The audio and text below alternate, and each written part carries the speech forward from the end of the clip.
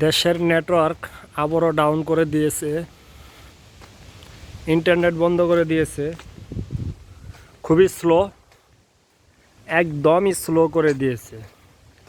তবে যাই হোক, আমরাও ইউরোপের প্রবাসীরা রেমিটেন্স বন্ধ করে দিয়েছি, একবারেই বন্ধ করে দিলাম। এখন আমরাও একবারেই বন্ধ করে দিলাম।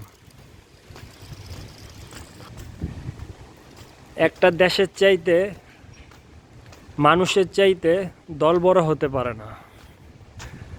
মানুষের চাইতে দল বড় হতে পারে না। দলের চাইতে মানুষ, দলের চাইতে দেশ বড় হতে পারে না।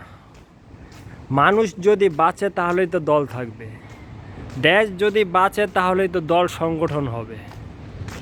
আজকে মানুষ হত্যা করে, মানুষের মধ্যে জুলুম নির্যাতন করে নিজের দলকে বাঁচানোর চেষ্টা।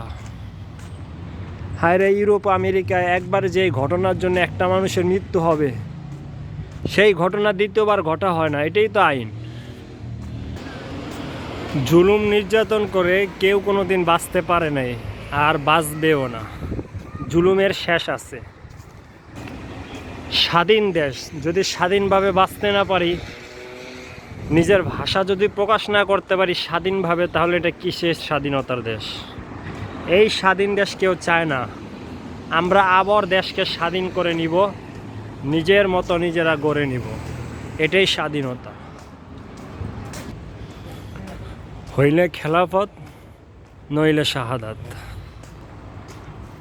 শাহাদাতের রক্তের মাধ্যমেই দেশের স্বাধীনতা আসবে, এটাই ইতিহাস সাক্ষী দেয়, ইতিহাস আছে। আমরা বিশৃঙ্খলা, হানাহানি, খুনাখুনি, দলের ক্ষমতা দেখিয়ে জুলুম নির্যাতন এগুলো চাই না। আমরা সুন্দর শ্যামল একটি বাংলাদেশ চাই।